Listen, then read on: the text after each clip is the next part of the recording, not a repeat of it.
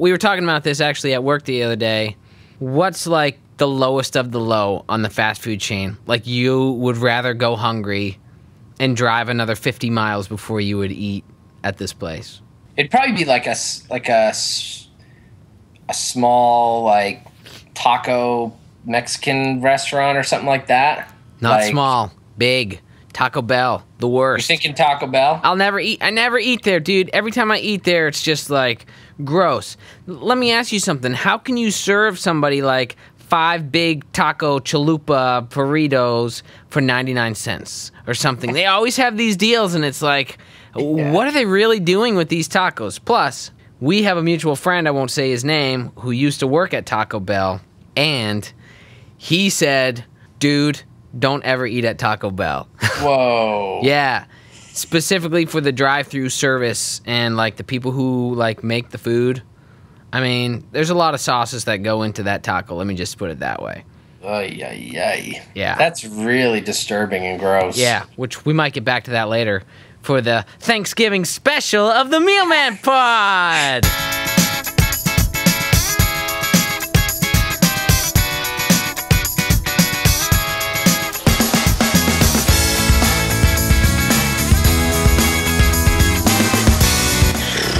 So what you doing? Been getting ready for Turkey Day coming up. This Thursday is going to be Thanksgiving, and I'm going to be in Maine eating turkey. I've heard that Maine in the fall time is beautiful. Oh, beautiful.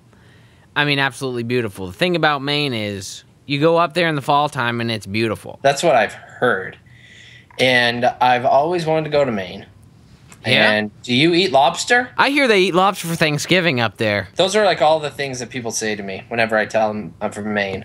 Oh, I've always wanted to go there. That's the one state I haven't been to. Yeah. Do you eat tons of lobster? Yeah, I do. I eat it for breakfast and lunch and dinner and dessert and a midnight snack. Lobster, lobster, lobster. That's all any restaurant serves is lobster. Yep, pretty much. And it is kind of true. What did the turkey say before it was roasted? What? Boy, I'm stuffed. Boom. 2 muffins, right? Yeah? They're in the oven together. Yeah? And one of them turns to the other one and says, "Is it getting hot in here to you?" And the other one says, "Holy crap, a talking muffin." Oh, I get it. Yeah. Thanksgiving is special. Interesting fact about, well, not really Thanksgiving, but it has to do with something to do with Thanksgiving. You know how when you have corn, some people call it maize, right? Yeah. Now, I was looking up stuff about the first Thanksgiving that there was, right? And maize, in some countries, is known as mealie. Is that crazy? Up. I'm serious. It's spelled M-I-E-L-I-E. Mealie. Wow. Yeah. I'm going to read this to you, okay? Because that's our last name.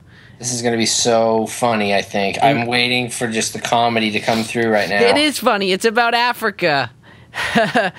In South Africa, Zambia, Zimbabwe, Malawi, and other parts of sub-Saharan Africa, a relatively coarse flour made from maize or mealie is a staple food, traditionally made into many forms of dishes, such as umngusho, sour milk porridge, pap, or even umkomathi, a type of beer.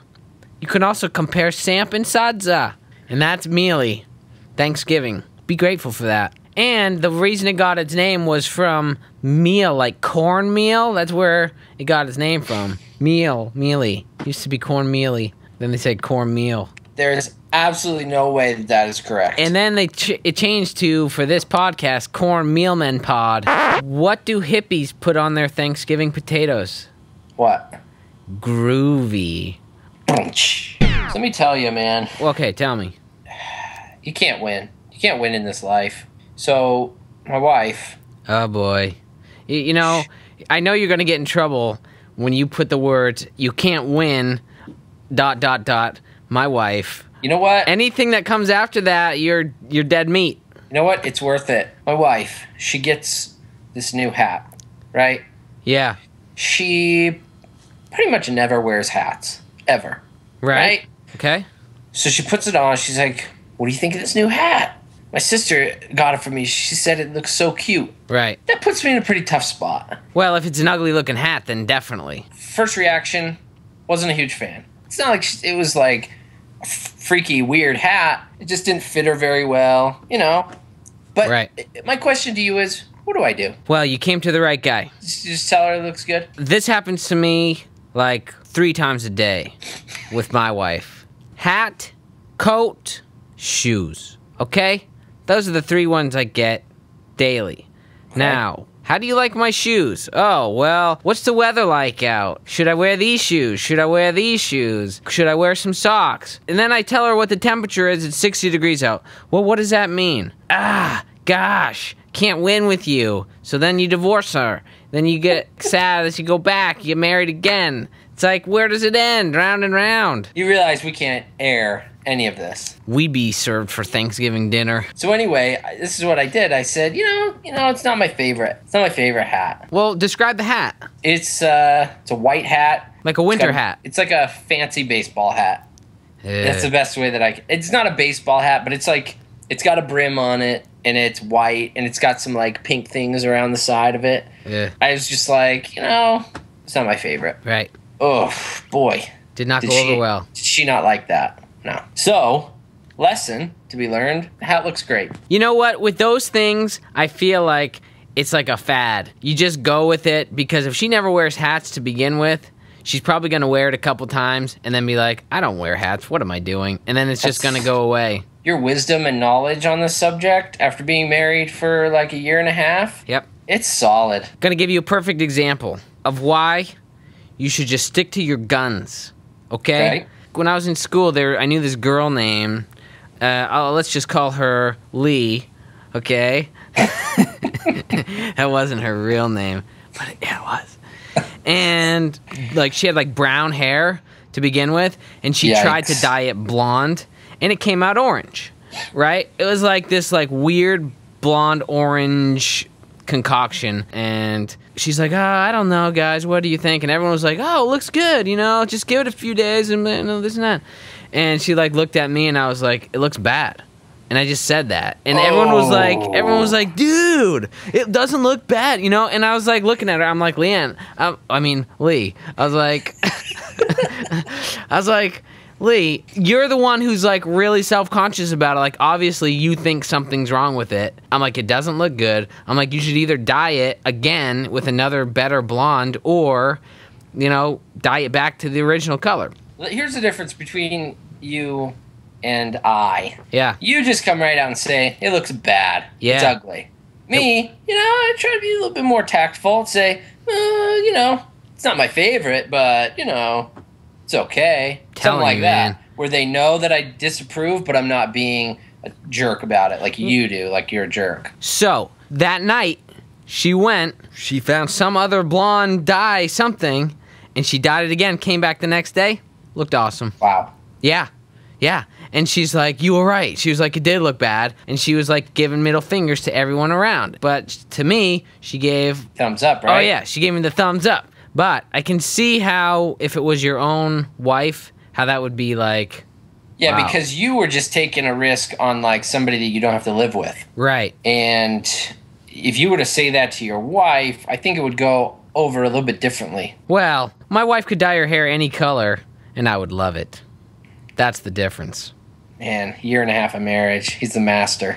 A lady was picking through the frozen turkeys at the grocery store, but couldn't find one big enough for her family. She asked the stock boy, "Do these turkeys get any bigger?" The stock boy answered, "No, ma'am, they're dead." Is that a true story? It was in the New York Times. Would you rather... For Thanksgiving, would you rather have someone spit in your food, or you have to spit in everyone else's food, but they don't know it? Who is spitting in my food? Dad. And is he spitting in everything, or just like my mashed potatoes? Every item, there's some spit in it. Can I see it, or is it all like mixed in and cooked in with everything? It's on there, and you can mix it in if you want. but Oh it's my just gosh. it's just on top. That makes me want to barf. Okay, so if I spit in everybody's food, they will never know? They won't It was know. me? It's just mixed in. They don't even know that anyone's spit in their food. Because they're not even listening to this podcast. Oh, Puberty. yeah. I would spit in everybody else's food. You would. Of course I would. That's sick. I'm not eating Dad's spit.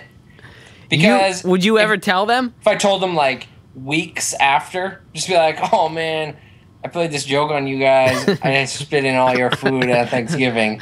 I think they would just laugh and think it was so funny. I don't know about that. Because I spit one time in Janet's ice cream when she got it all like a big sundae together and it took her forever to make it. And I was like, man, that looks good. Give it to me. And she's like, no. And then I spit in it and she's like, okay, you can have it. You didn't even get in trouble for that. I got rewarded for that. She made a perfect bowl of ice. I remember it. Like, it was so nice. Chocolate sauce, Whipped cream. Everything beautiful. Man, it was And then good. you're just like, Yeah. and then she had to give it up. She gave it to you. Would you rather? Would you rather wear a pilgrim outfit to work for the whole week of Thanksgiving or participate in a week-long reenactment of the first Thanksgiving? Where is the week-long reenactment taking place? It's in New Hampshire. Plymouth Rock. Mayflower, dude. Who is reenacting with me? Just like random weirdos that do that stuff, you know? Is my wife with me? Yes, but she's an Indian. And you're a pilgrim. And your baby is like Pocahontas, like the love child of both. We would get to have Thanksgiving together, right? Because don't the Pilgrims and the Indians, Yeah. they become friends? Yeah, the Indians taught the pilgrims how to plant mealie and grow it for the dinner, and the pilgrims brought turkeys from England over, and they grew potatoes, and they had sour cream. So the only way that I would do the reenactment is this. They would have to make it into a movie starring me, and it would have to be released. The movie would have to be. That's it? That's the stipulation? Yep. If that doesn't happen, I'm just gonna wear my. Pilgrim outfit? No, there's no movie. No, I don't even know what you're talking about. There's no movie. That's the only way I'm gonna do it. Okay, well, then you made your choice. And it was a dumb choice. Because you should feel honored to participate in a reenactment of the first Thanksgiving ever with Christopher Columbus and Pocahontas. Why can't you take a turkey to church? Why? Because they use such foul language. Badum-chi. Have you heard of a turducken? Yeah, have. Have you ever eaten it? Wow. Is it good? I never have either. I'm just kind of finding out about this. A turducken is a chicken stuffed into a duck, which that whole concoction is then stuffed into a turkey, and then it's cooked. So it's 3. I thought it was just 2. Turducken. Turkey, duck, chicken. Wow. In 1807, this guy was like one of the first restaurant reviewers or something.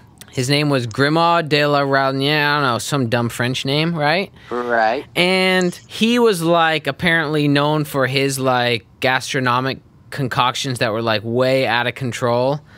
And I'm going to tell you what he did in 1807. Go ahead and start. I'll be back in like 5 minutes when you're done talking about it. Okay, I'm going to start. So he took a bustard, which is like a really big, like 45-pound bird. Like a fatherless child, you mean? Stop talking. So each one of these is getting progressively smaller, and they're going into each other, okay? So start with a bustard, then a turkey, into a goose, put that, a pheasant, then a chicken, then a duck, then a guinea fowl, then a teal, a woodcock, a partridge, a plover, a lapwing, a quail, a thrush, a lark, an ortolan bunting bird, and then finish off by a garden warbler. And the only thing that could fit inside the garden warbler was an olive. So he actually created that and made that? Yeah, he made that. That's 17 birds all into one thing, and he roasted it, and there was an olive at the middle, and he ate it. That is like a Thanksgiving miracle. Yeah, I know, right? That sounds like it could be good because it's like a bunch of meat, but at the same time, I'm sure that Fizzy Wobble, or whatever you called it, you know, who's eaten one of those before? Who knows what it tastes like? Yeah, I know. And how would you know, like, if all these birds are going to meld together well, you know? Yeah. What if he was like, he tried a bunch of these different things. He's like, you know what would be really good with this? A lapwing. Let me throw a lapwing in here and make 13 birds instead of 12. That's really going to do it. I mean, come on. Yeah, that guy's an mind. idiot. French people are so dumb. Okay, let me then end on this note. What did the mother turkey say to her disobedient children? If your father could see you now, he'd turn over in his gravy.